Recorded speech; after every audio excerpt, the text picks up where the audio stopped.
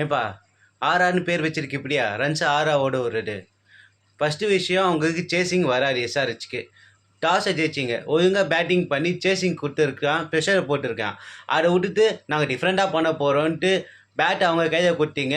அவனுக்கு கீழே கீழ்ச்சி 276 ரன் கொடுத்தாங்க. எதுக்கு நீங்கள் ஒரு ஜோஃப்ரா ஆச்சுன்னு ஒருத்தர் கூட்டு வந்தீங்கன்னு தெரியல. அவன் இந்தியன் மேட்ச்சும் அடி வாங்கினான், ஐசிசி டிராஃபியும் அடி வாங்கினான், இங்கேயும் வந்து அடி வாங்குறான்.